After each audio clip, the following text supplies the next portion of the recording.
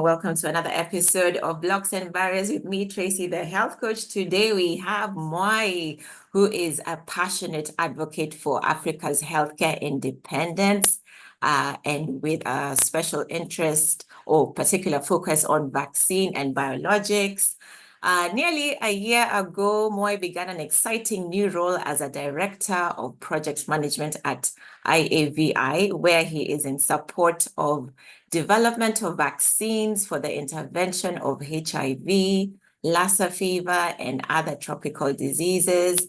In addition to his current work, Mwai has a wealth of experience in developing curricula for all aspects of biomanufacturing and regulatory processes.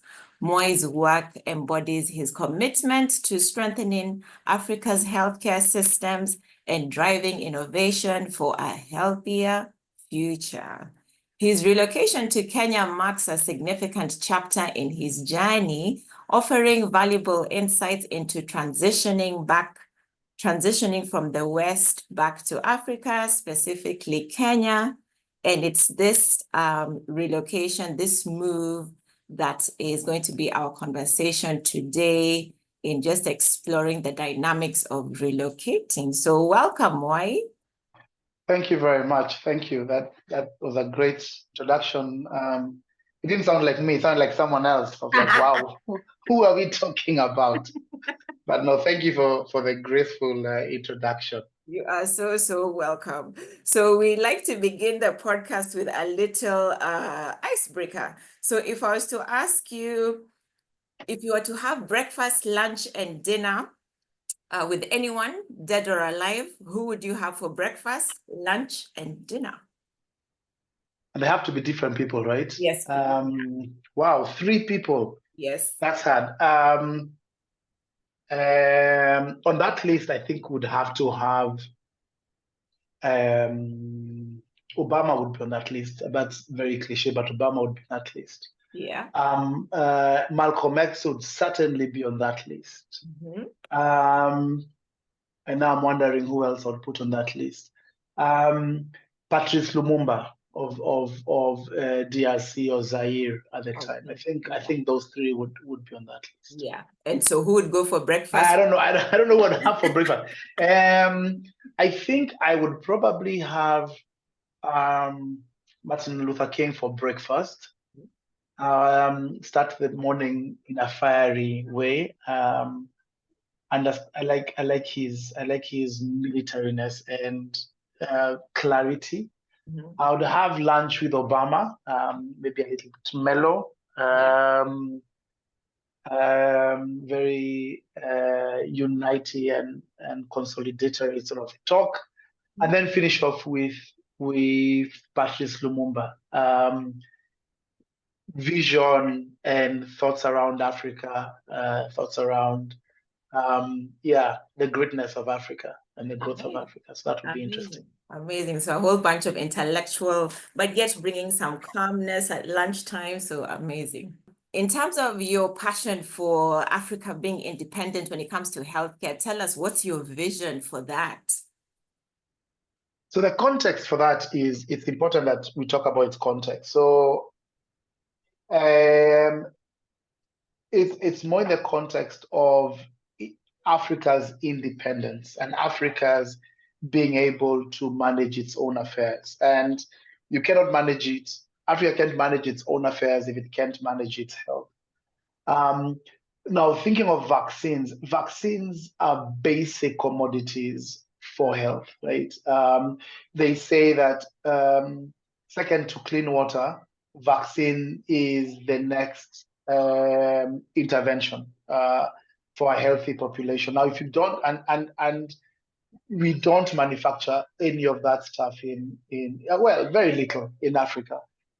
So my passion is, how can I bring my expertise and my passion and my optimism to this space to support our independence in vaccine manufacturing, and that independence in our future's health, right? And also on that, it's nice, if I ever have grandchildren, or even when my kids grow up, and they ask, what did you do with your life? And I would want to say, look, I played a little part in Africa's independence in vaccine manufacturing. So yeah, so that's why I'm really passionate about it. Amazing. So it's not just healthcare, it's also legacy in terms of leaving a legacy for your children. So then it can almost give a picture of why you moved back home. So what inspired you to move back home? Was it purely career, purely legacy, or what exactly? It's a combination of things, and not just for the audience. When just a little bit about my career, when I went into engineering, I went into chemical engineering.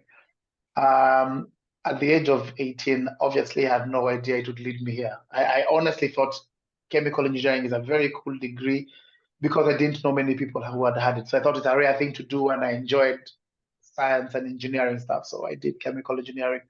So fast forward, I find myself, and actually when I was doing it, at the time, people were so confused of why I was doing it. And, the question was, and then you become what? And you become what in this country? At the time, I was in Kenya when I was deciding to take it.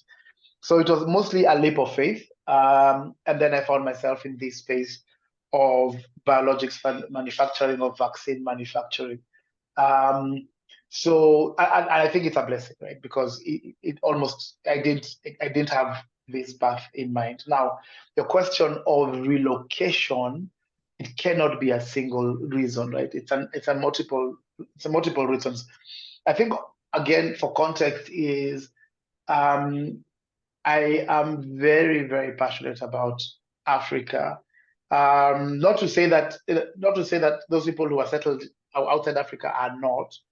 And I never felt really at home in outside Africa, outside in Europe, right? And I always give you this example of a question which even today would still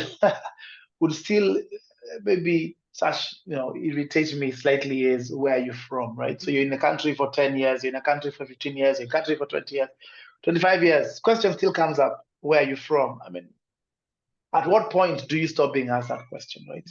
And I think there is some truth in that question, in the sense that you're not from here, and it's just simply the truth. And so I never felt at home away from home. I think that's one. And that's despite being educated there, having siblings there, having nephews and nieces there, and aunties, a wide family group. So that was one. Number two, there's a sense of impact. Yeah, when you live in developed countries, how much can you do, right? How much can you do in terms of making an impact in the community? How much? It's not, there isn't a lot that one can do. Whereas, of course, in Africa, depending on the opportunity, you can have the privilege of making impact, right? And so that is closely linked to my career, or to one's career, in that your role in community allows you to go to places that you wouldn't be able to go in Europe. Whether it's because in Europe or in America, there is almost a constraint of your career due to race, due to your background. Again, that's just the way it is. Also because you're making an impact. So I'll give you an example. I mean, within Africa, getting in touch and being in meetings with cabinet ministers, cabinet secretaries is actually not a big deal. It really isn't, right? So having conversations that lead to impact, not to onto your community on the ground, but within your country and within even as far as East Africa, is very possible, right? Depending on on your sector and what you do. So I think those things were really attractive. The third one, social. So my mom was getting old. She's now, I think, around 75. So she was getting old, and I don't think I've mentioned this. I relocated 7 years ago, and we'll sort of break that down into into bits of 2 years each.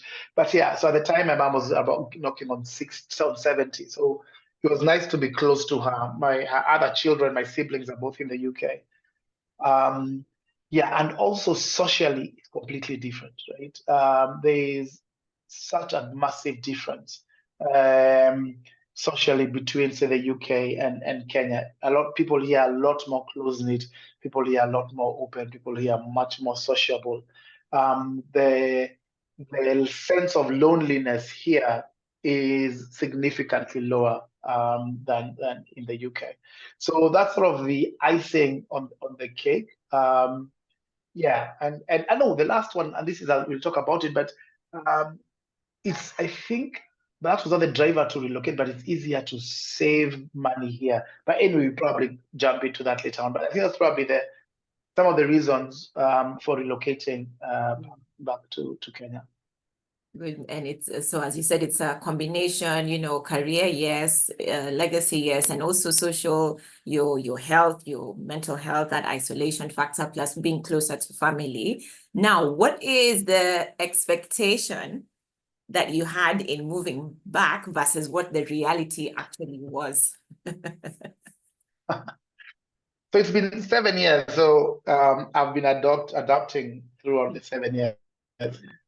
So what was an expectation that I had, that I suppose I expected people to view me as Kenyan, right? I don't have an English name, I have a Kenyan name. My accent is Kenyan. Well, maybe late. Well, it's mostly Kenyan. I'd been visiting Kenya. And it's important to know that, on my journey of relocation, a year and a half prior, 2 years prior, I used to visit Kenya maybe every 6 months, right? So I had a really good grasp of the country, and so I considered myself through and through Kenya. However, almost everyone I bumped in, I worked with, or I engaged with, or I hung out with at the time, considered me not Kenyan. And I almost never used to talk about my relocation, only because it would bring that sort of that wall, or whatever I don't know to call it. But anyway, those who knew that I'd relocated certainly did not consider me Kenyan, right? So I would go into a conversation or into a debate, and they would say, it doesn't matter, you're not even Kenyan anyway. How can you understand? So that surprised me. What else surprised me? I think that's probably it. I think, and we maybe might talk about it a little bit more, the world perception was quite different. My perception of the world to the perception of the people I met here. Because I don't know how to say this without coming across as being pompous or some sort of way. But the context is this. You've grown up in, remember, I relocated when I was about 18, 19. I'm moving back when I'm 39. All my years, or formative years of being adults, have been a different environment. So I come into this environment. So my assumption is, and I come from an environment where the social, the social fabric, not social fabric. What do you call things like education, healthcare? So that's all set up, right? That's all set up, and so, for lack of a better word, there is no poverty, right? Not as we know it. There is no scarcity, not as we know it. And now, so I come into an environment where poverty is real, scarcity is real, and if you don't work for your own self, there is a real risk of going down the route of being poor. It's a daily battle. Now, I'm coming to an environment where I've never experienced. So of course our thinking is different, and of course our drivers are different. And so that was an interesting, first of all, just engaging with that way of thinking. In other words, there is no safety net. There is no social safety net. Whereas I've lived in a environment where there's a social safety net, and the consequences of that. And therefore, and if what you could easily mistake friendship for something that's a lot more transactional, right? So you can confuse those two things, and it's a nuances, and it takes a long time to understand the nuances. Yeah, so that was, I think, something that threw me off. It was an interesting experience, but yeah, that threw me off. Yeah. And I know you mentioned in our chat before, like it took you longer to settle. And you called it like being in a purgatory stage of not fully believing. Yeah, Yeah. yeah, So, yeah. maybe share with us some of the So challenges you faced in that purgatory stage. I can imagine, that lack of understanding. I'm a Kenyan, but I'm not being and considered a Kenyan. yeah, So now you almost yeah, have yeah, to omit the conversation of, yes, I've just relocated so that it doesn't create a block or a wall in your yeah. interactions. Yeah, and it's simple things such as jokes, right? So I would know, someone someone would joke about something, and everyone would, would be laughing, right? And I wouldn't get it, and I would say something which I would think must be hilarious, Yeah. and people just simply wouldn't get it. And also an interesting conversation is here people easily joke about different tribes and communities, right? So I'll say, "Oh my God, you're Luya," so I'll say something joking about you're a Kalenjin or you're a Luo, and I'll joke and say, "Look, oh, and someone say you're a Kikuyu, so look at your food." So there will be all these jokes, and coming from a society in the UK where everyone is so sensitive not to offend anyone, right? Yeah. So that is not a joke now. Now I'm like, oh my God, this is offensive. And then I'm like, oh, it's not offensive, right? People are much more relaxed, right? People are much less scared of offense. And then it turns out that actually it's not offensive because no one is expecting to be offended, right? So that was interesting. But my settling took longer because of my role. So maybe I can talk a little bit about my transition, my actual transition into Kenya. So it took me a year and a half of actual job searching. So the one thing I was clear about when relocating is I would not relocate without employment.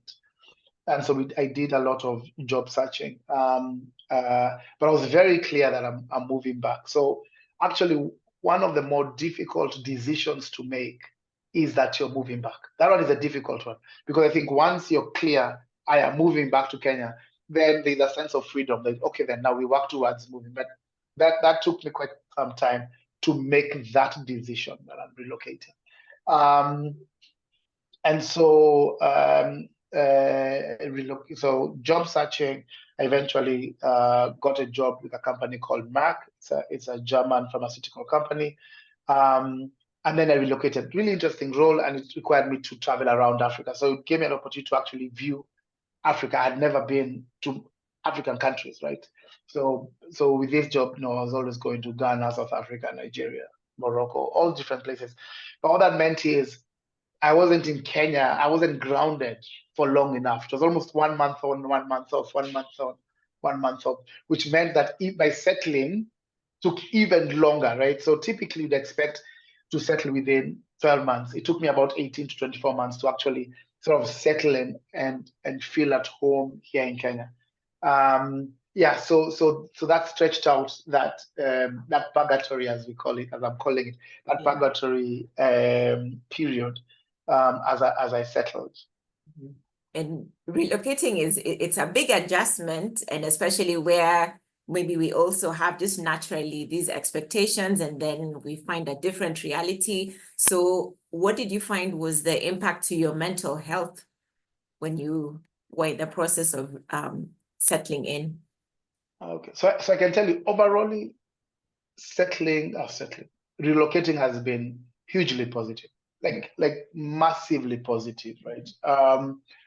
Again, I must say I was blessed to have a job Yeah. moving to Kenya. Now the different there's a Kikuyu saying that says roots problems don't have roots.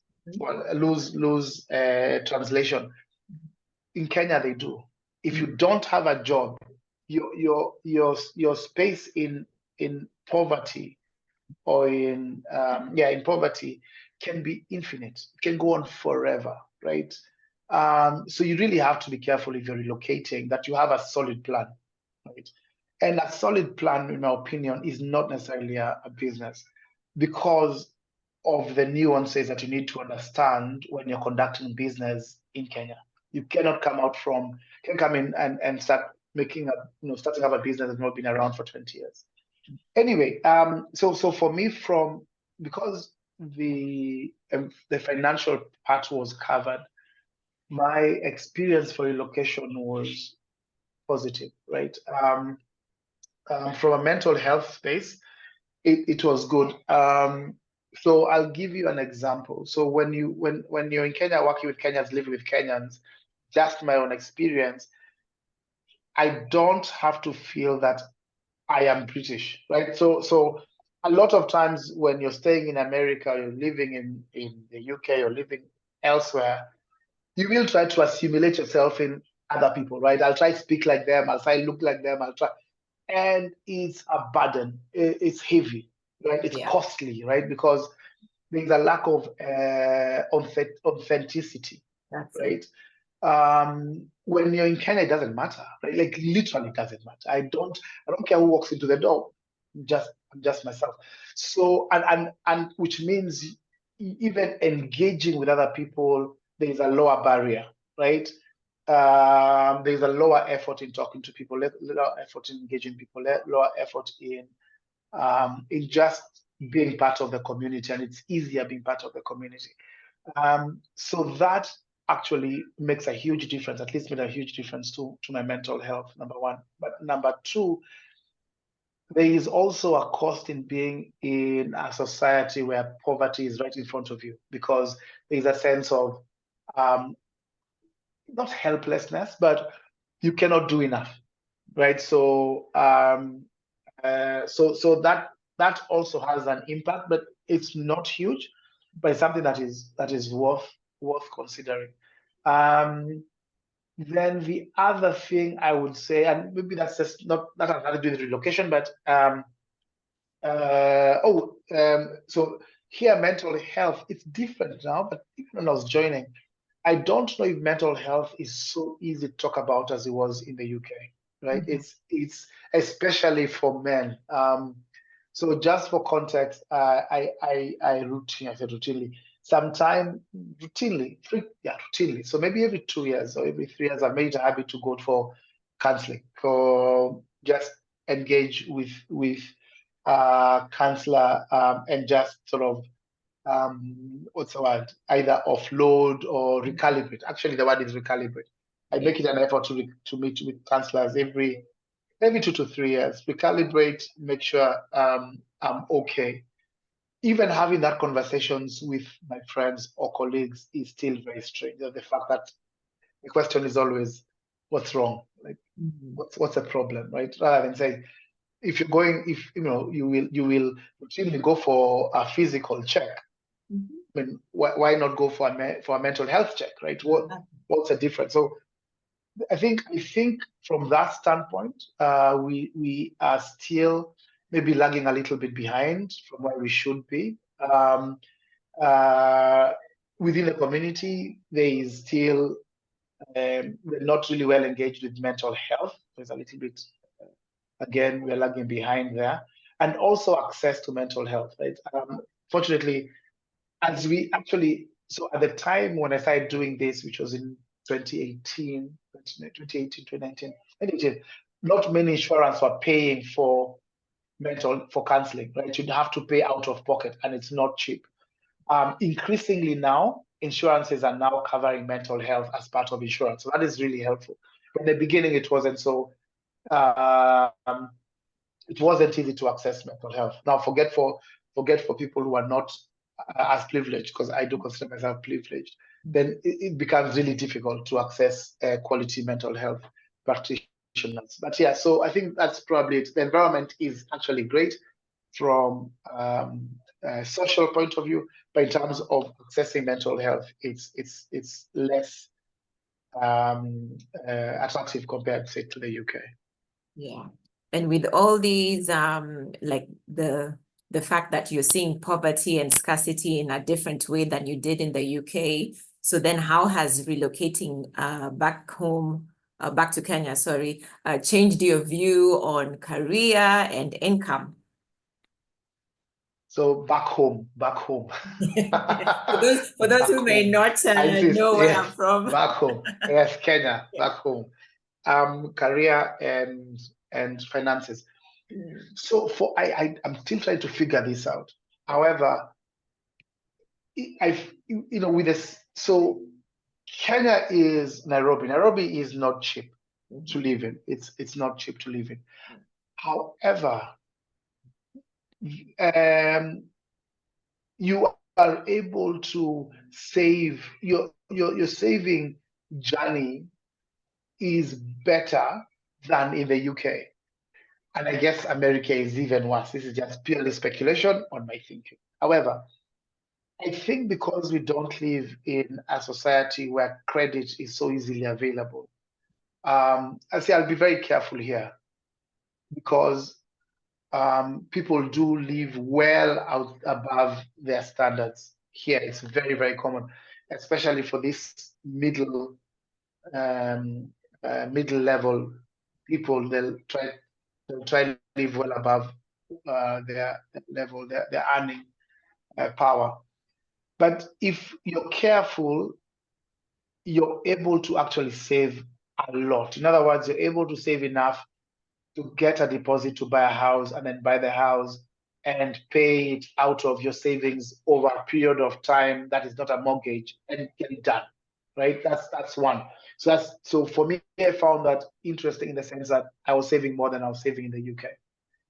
Number two, and this is an interesting one, and this is my experience of living in Kenya for 5, 6, 7 years and then visiting the UK and engaging with my family and friends and now seeing the difference of my thinking. Yeah. Because of living in a society where you have a social, what do you call it? You have a social net. You're protected. Yeah. I can't remember the one I had used earlier. Yeah, social net. So what you end up having is being complacent, right? If I have a job, then I have a mortgage, I'm fine. My children will go to school, my children will have their healthcare, I'll have their healthcare. When I get old, I'll have a pension, I'm okay. Safety net, a social safety net, right? I'm okay.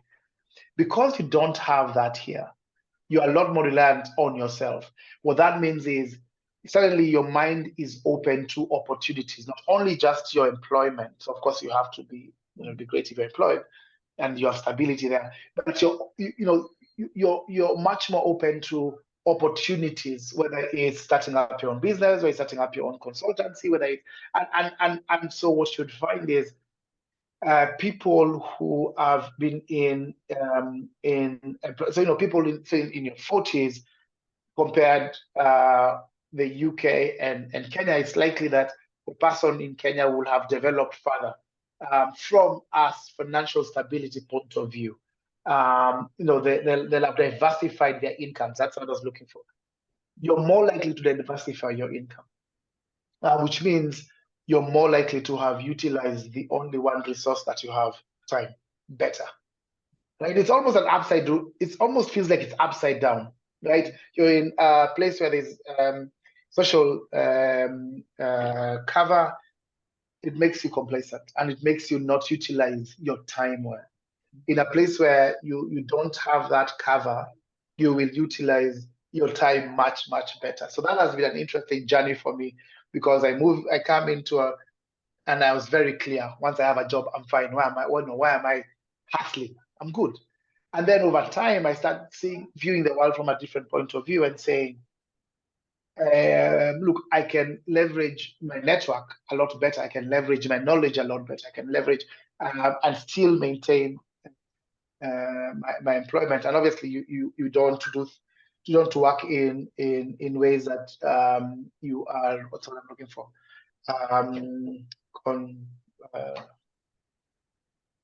when you're clashing. So I don't want to be whatever I'm doing and the word will come. Your hustle has to be completely different from your employment. But you have those opportunities. So like for me, for example, I'm working with an organization where we are working a lot on developing of vaccines, but I can also engage with universities in Rwanda, in South Africa, in other places to develop curriculum for vaccine manufacturing, right? So there is those opportunities that you're able to leverage on here. Yeah, so it's like the two roles. There's no maybe conflicts of interest or something. Conflict of interest is what I was looking for. Yes, conflict of interest. Conflict of interest is what I'm looking for. That's it. So then now, and speaking of, you've lived in both countries, you have a different perspective. So now, how do you view success and fulfillment compared to maybe when you were younger? So again, these things are not viewed in isolation. So now I'm married, now I have a child. So success really comes in different flavors. So certainly, and this then comes back to the mental health. I think if you view success in a very narrow perspective of money or career or bill or things that you have, I think that's detrimental to your mental health, right? Because a human being is not designed to make money, right? You're actually designed to create, to be connected to other human beings. So I think from that perspective, one success, how do I say it in Utamu? The sweetness of your success. Yeah, or the joy of your success. Success. Yeah. You're able to enjoy your success, I think, better in my experience here in Kenya, because there's a very strong social element to it, right? You're not just accumulating. I don't mean so I don't use the word wealth because it's not wealth. You're not just accumulating physical things and money for the sake of it. There is a connection with your community, and of course, having my child here and being able to have my child have relationships with the grandmothers on both sides, uncles, cousins, my friends, so there is that joy that you have here. But also, I think going back, and I know I'm going back and forth, there's a negativity here.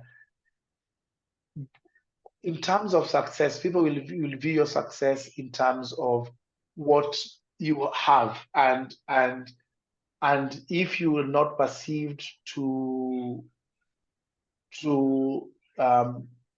what's the English word I'm looking for? Kujieza, to be able kujieza. Or empower yourself. If you're not viewed as if you can empower yourself, then people will dismiss you very, very quickly. Very, very quickly. And that's a really negative thing, right?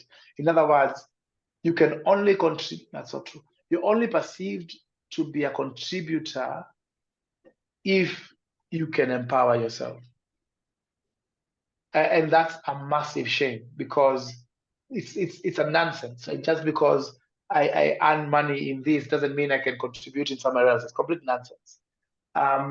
So that's a massive shame, and that's something that people in the West will never experience, right? Because even when you engage with people here, one of the first questions is, what do you do? Right? And so, or where do you live? They don't want to ask you that, they ask you, where do you live? So what they want to do is to see how do they gauge and where to place you. And if you say you live in one part of town and not the other part of town, immediately they gauge you, and either they dismiss you or they really pay attention to what you have to say. So that is a very strong social element here, and when you take that thought a bit further, it means people will live well beyond their means to be accepted in the community. And then if you take that conversation even further, you then end up with a community which is not authentic. Remember, we were talking about authentic and allowing you to be authentic here. Now we are moving to a point where the society itself is not authentic, right? So to answer your question from the beginning, it's a mixed bag. So you need to find your space within this community of ours that I call home. Yeah. And when I know you mentioned, it's one of the reasons you moved back, and even there's that social element. But it's interesting that there's a social element where people come more together. But then now when it comes to things like mental health, it's still a struggle for the reasons you said, like, the cost of it, maybe your insurance and those kinds of things. So for men in particular, despite being in a culture where we are social, what do you think, besides what you mentioned, the cost and things like that, what do you think is the struggle for men to talk about their mental health? It's exactly it. That the culture, right? So we are in a culture where we don't really talk to ourselves. I mean, men don't talk to themselves. If the typically is if I tell my friend I'm having a challenge, we'll meet up in a pub, we'll have a beer, and that's sort of the end of that. There is no real depth in engagement from a mental health point of view. And of course, our society still expects men to be strong and hard, right? So we don't expect our men to wallow in pain, man up basically. So so the impact of this is, the highest suicide rates are between men between, I don't know, 25 to about 45. So that, unfortunately, I don't see that coming to an end. It will only get worse until we pull ourselves out of this piece. Yeah, so we're in a society where men are not expected to feel pain, and men are not offered the space to talk about the pains that they might have. It's changing, right? There's a lot of conversations around that, so that's changing. And Tracy, another one that is not part of this conversation, but I think it's really important to pay attention to, is we have so many fatherless homes. So apparently now for Gen Zs, it's knocking on 40-50% of fatherless homes, right? And so the generation behind us, ours was significantly lower. The generation behind us is growing with a society that does not have fathers, which basically means they are completely imbalanced, right? You need to have male and female energies for these children to grow up balanced and stable. So this will only get worse, right? So you're having this, let me call it toxic masculinity of not being able to express yourself and not expect to feel pain. And then that is coupled with not growing up with a father. So now you have no idea what a man should look like or feel like or behave like. And combine those two, and it becomes a toxic combination. You just get this mental health space worse. And it's not just for the men, of course, it's contagious. I cannot be, if I'm ill, you're ill, right? So it becomes a society type of thing. But yeah, so it's something that we really need to be very much aware of. And in all our spaces, enlarging that opportunity for people to speak mental health, to engage when they're not feeling well, and even just basically make it normal to talk about I'm feeling some type of way, or I need some type of help. And then, of course, bring the cost down of that, make it accessible, I suppose. Yeah. And I guess I was going to ask, you mentioned we need to create more spaces for the men, and I know there are different conversations going on. So for you, what do you feel would work in creating a space for men to talk? And let's assume anything is possible. What's the best space, or how can we bring men together? Or Yes, you mean like from a community standpoint? yeah, or even if it's from a community, yeah. Standpoint, I think I would approach it. So I think my approach would be maybe my approach would be more of it's a social challenge rather than a healthcare challenge. In other words, can we open spaces of talking mental health in bars, in gyms, in social clubs, and bring the vendors, the people who sell the alcohol, the people who sell the drinks, the food, the people who rent those spaces, engage with them So I mean, and I know it's contradictory to Right? have Yes, that. East African breweries, for example, talk about mental health, because alcohol is viewed as the the less positive Or contribute. antidote against, if I'm feeling low, what do I go have a beer? But I think there's those kind of vendors really have an opportunity and a responsibility to engage within this space.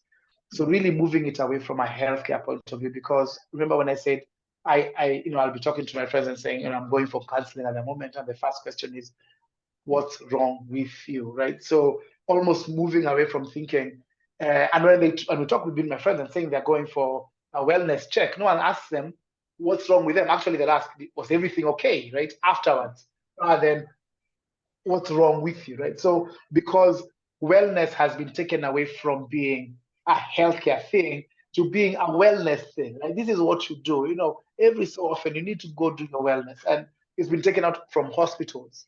Yeah. And so that's it, taking out, and especially in Kenya, taking out mental health from the conversation of Mathare, Yes. right? For context for your listeners, Mathare is the biggest public mental health institution in Kenya, which has very negative connotations, which basically means being locked up because of serious mental health issues.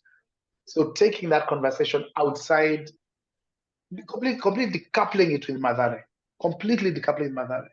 and putting it in a space of physical wellness, right? Which has nothing to do with being sick. I think that's important, and therefore I think having consumer vendors being in that conversation is really important, because we consume everything from tea to I don't know, to everything that we consume. It would be interesting for those vendors to engage with those spaces. So yeah, so I think what we need to do is take out mental health from a sickness conversation to a wellness conversation. And I think once we do that, it will open up a space even wider for men, especially to engage with mental health. Yeah.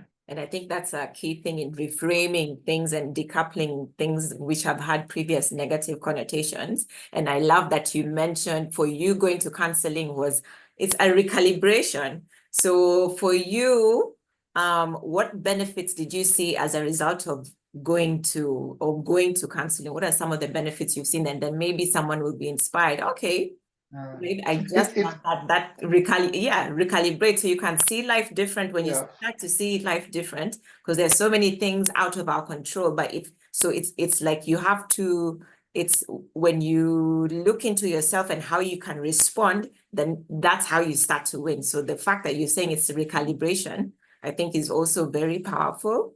So yeah, if you could share the benefits. So yeah, so context before benefit. The context I said recalibration is, you can imagine you have this car that's been running perfectly. Over time, it starts rattling a little bit of noise, and so your mental health, things that should worry you and things that shouldn't worry you.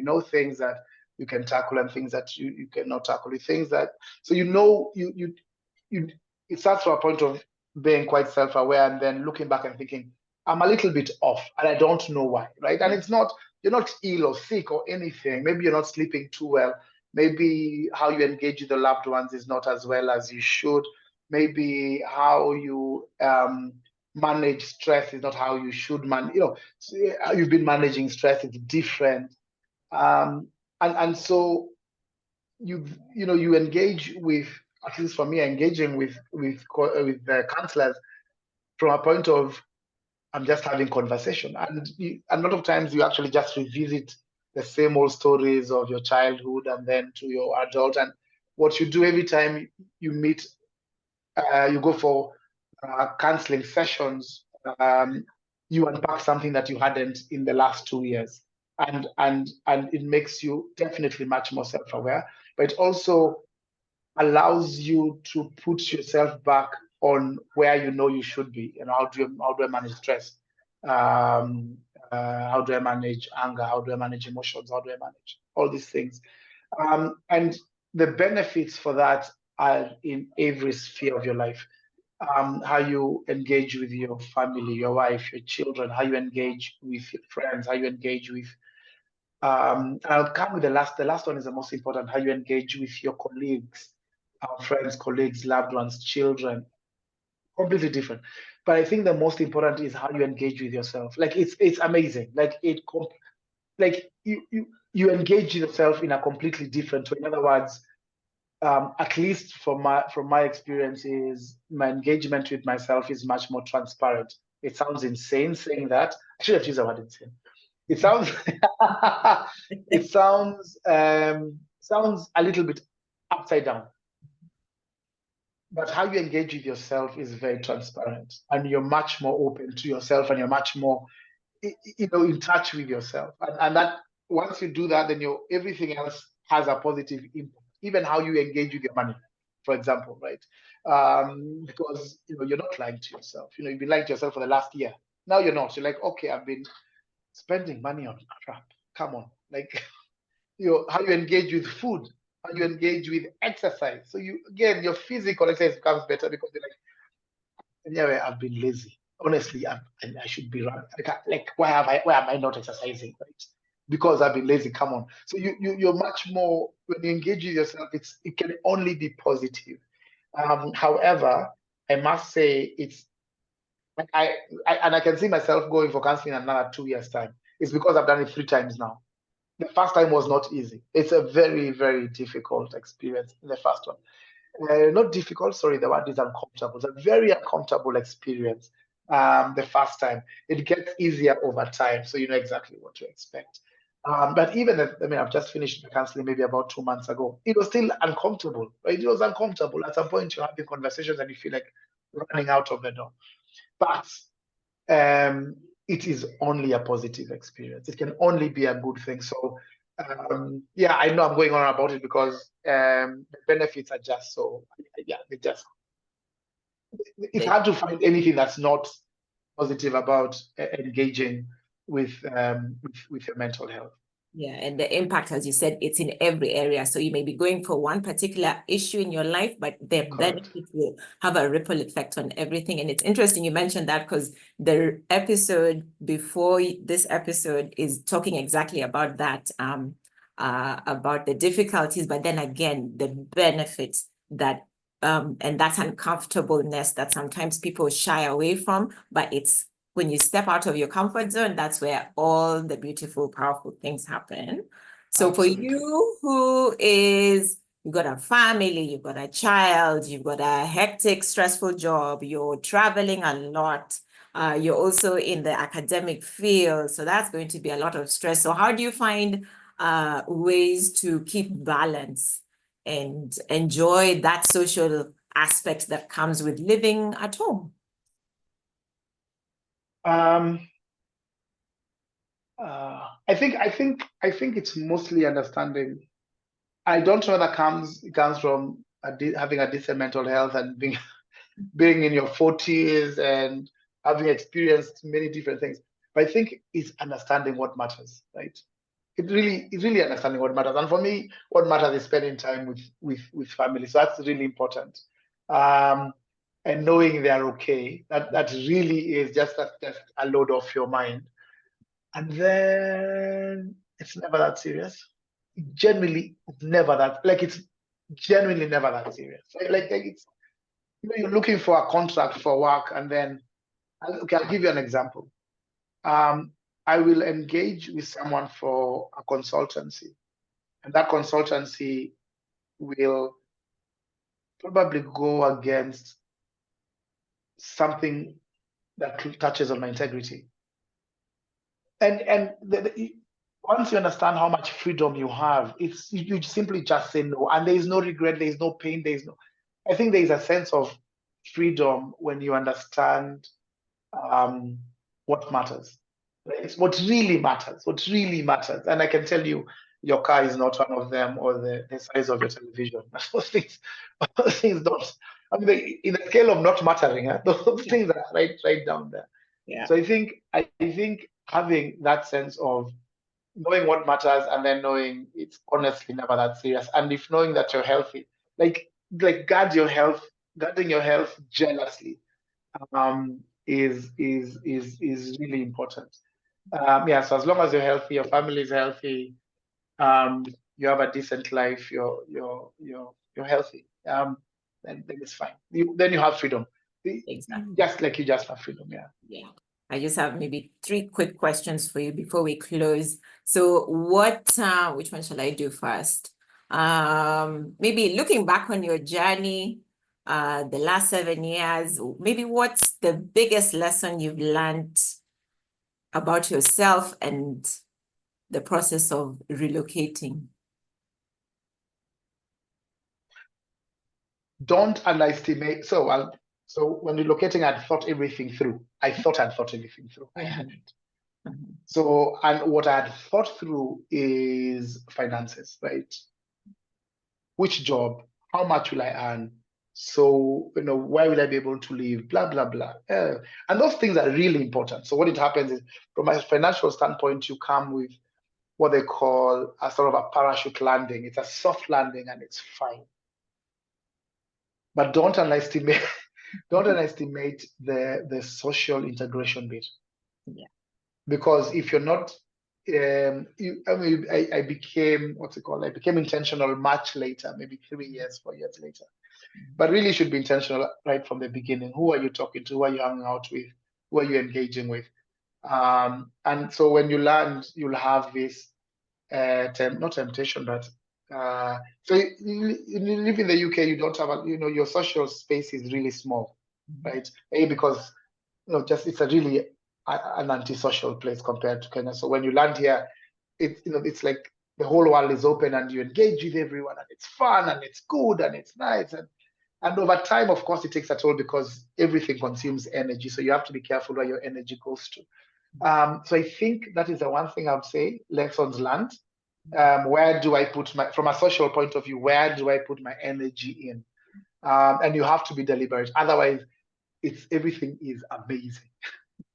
Yeah, so you just have to guard yourself a little bit and guard your energy and just make sure you're engaging the right people at the right times from a social point of view. Yeah. And on that point of guarding yourself, what advice would you give someone either thinking of returning home and guarding themselves in terms of their mental health?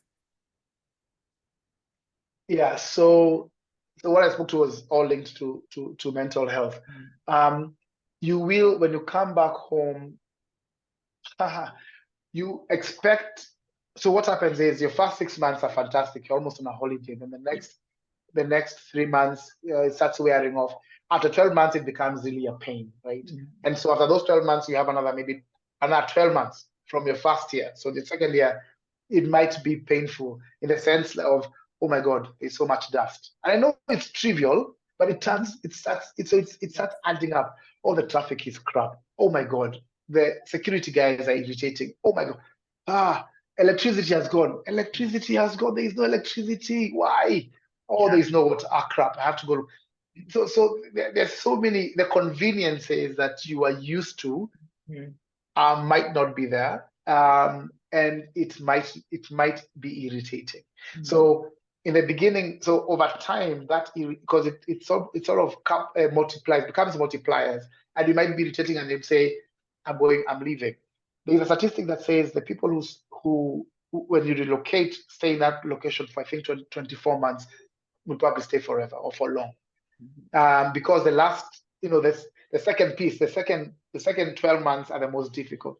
So just be aware of that, and it's okay. Like, okay, we are talking and the lights go. It's not very often in Nairobi, like we're lucky we have a stable electricity. If it goes, like my son knows, he just say, oh, there is no steamer. Like it is what it is. Yeah. And then you move on, right? You switch on your candles or whatever it is you switch on, and life goes on. So I think that's a thing. There's a saying that Kenyans say all the time, it's never that serious. So I think if you have that sort of attitude, you should be fine. If you come with the attitude of the Western world that everything is serious and oh my God, and people are late and oh, the electricity is gone and gone. Yeah, no, actually don't even come. Yeah. Let me stop you right there. Yeah. Save yourself the pain. Just stay where you are. Yeah. Just stay where you are. Just where you are. However, if you come with an open mind, Yes. There is no regrets. There is no regrets. So an open mind, self-awareness, and as you said before, you looked for a job before you came. Maybe those are things important. And just also maybe, as you said before, in balancing life and family and everything, prioritizing what really matters to you. So even when you're thinking of the move, then you know how you're going to, it will help you in how you move forward. Yeah. So correct. Yeah. Just mention just one more thing.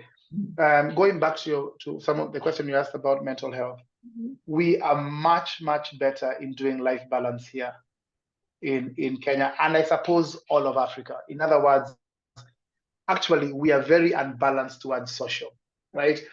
So I'll give you an example. When I moved back, my mom was going for an X-ray. There was something going on with her leg. Doesn't matter. And I remember telling someone in the office, my mom has just called me. She's going for an X-ray, and he asked me, "What are you doing here?" I'm saying, like, she doesn't need me because my mom drives. She's fine. She's okay. She's like, "But you should take her." Like, no, why should I? Right? Now, it would be crazy if my mom is going to the hospital, and I mean, what is it I'm doing that is so important? Exactly. That means I cannot take my close family member to the hospital. There is nothing, right? Yeah. So, but what does that mean about your mental health? It builds your mental health. It supports your mental health, right? It reduces that isolation. So your work-life balance here is quite unbalanced towards family, like towards life, right? Work, towards life. It might mean that we might be considered lazy, might be considered, but then now you start thinking about what matters. Exactly. Does it matter that I logged in at 9 o'clock for my job and I was there till 6 in the morning, evening, or did it matter that I took time to take my wife to hospital? Exactly. For a checkup. So I think that also needs to be part of the conversation, that we are less, and people might get offended. We are less robots to our 9 to 5, right? Yes. We are less robots. When I was in the UK, it was extremely important that this 9 to 5 regime is kept, and it's here maybe not so much.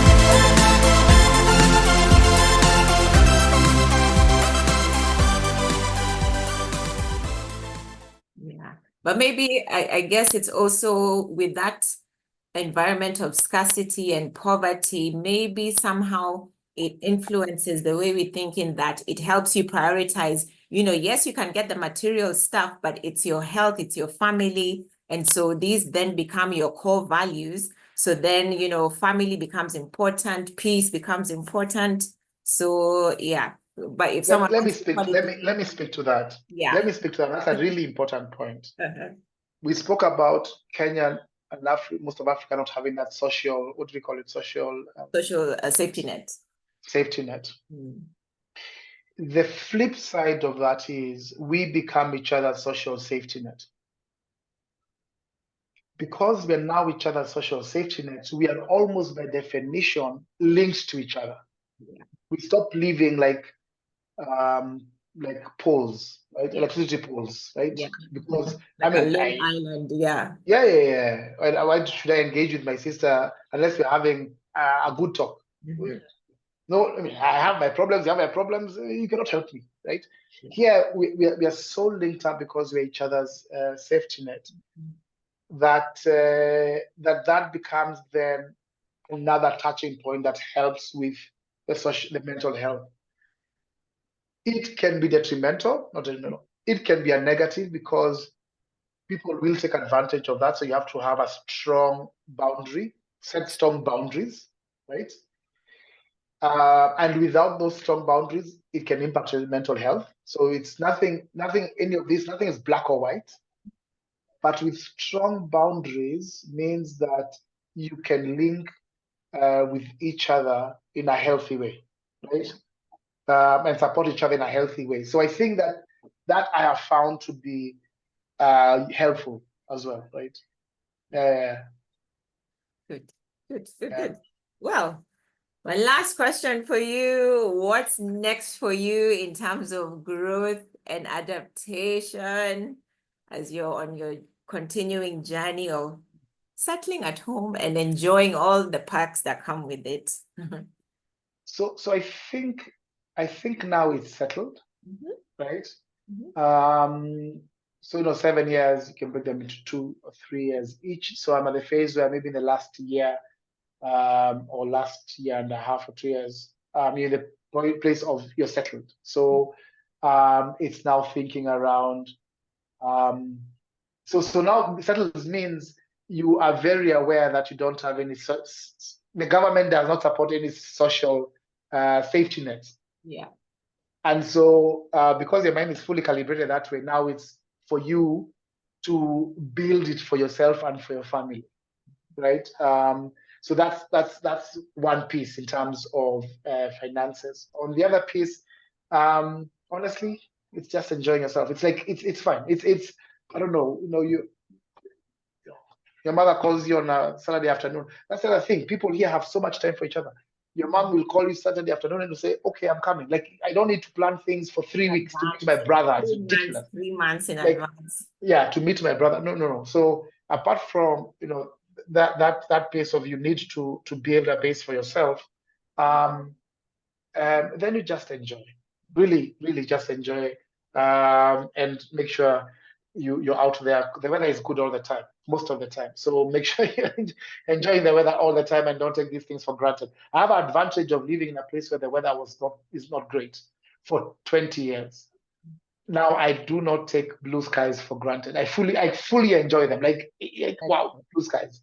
Yeah. So no. Yeah. So yeah. It's just basically the one I think mental health people would use is living in the moment. So it's yeah. So that's it. I mean, living in the moment. Amazing. Thank you so much, Mwai. If people want to connect with you, are you on social media or? Oh yeah. I'm on. But if you're Wait, not, that's fine. I've never been asked this. Yes, I'm on X. I'm on IG. Okay. I'm on TikTok. Yeah. I'm on LinkedIn. Excellent. I don't remember my handles. I was just going to ask you. However, if you just search for my name, Mwai Ngibuini, I'm proud to say there's no one else in the world with my name, with both my names. Yeah, so Mwai Ngibuini, if you search for Mwai Ngibuini, you'll find me, and you can also drop my email address, mwai.ngibuini@gmail.com. I'm quite happy to, if anyone is interested in reaching out, I'm very happy to engage. especially in relocating, in mental health, in in just life in Kenya. Just life, not necessarily life in Kenya, but just generally life. More than happy to engage with that. Excellent. And I love that you put, the relocation. Others, you don't want to receive just anything and anything. But yeah, so I'll put the description in the your handles in the description in the YouTube. But thank you so much. I'm conscious of the time. Thank you so much for joining A us. pleasure. Thank you. Pleasure. And it's a privilege to be interviewed by you. You're welcome. You're welcome. And for the viewers, thank you as always for watching and for tuning in. Don't forget to like, share, subscribe, and I'll see you on the next episode. Take care. Now, before you go, I know you've set your plan, your action, what you're going to do this week. But before you go, I just have one more thing. I've just had an idea because I was just literally doing the editing for the episode. That's why I'm very casual and very at home. So on the 2nd of February, I'm inviting you to a post-episode chat, and it's going to be my first ever. So based on this episode of Relocating, I would like to hear your experience of how it has been to relocate wherever you've relocated from, whether it's to another country in Africa or another country in the world. I would like to hear your experience on how it's been. Even maybe when you just go home for the holiday, whatever, Christmas, New Year, as a Samabani, as we call them in Kenya. How is your experience when you come from abroad? And if you're thinking of relocating, come and learn and maybe ask questions that maybe none of us have asked or have spoken about in the episode. So 2nd of February, look out for the flyer. I'll be sending it out on my social media, my TikTok, my Instagram, my WhatsApp stories. If you follow me on my WhatsApp stories, where else? On my LinkedIn. So on the YouTube page, all my socials are down there. So click. And don't miss this chat. Just 1 hour, I think, depending on how much people have to say, but just to hear stories, share, learn, and maybe consider another perspective that we haven't covered in the episode. So see you there, 2nd of February. Give you time to adjust to the new year, to your life in the new year, and then 2nd of Jan, and also give you a time to watch the episode and subscribe. Aki, please. In other words, please subscribe. Hit the subscription button and don't miss out on other episodes and other opportunities for other post-episode chats that I'll be doing throughout the year. So see you then.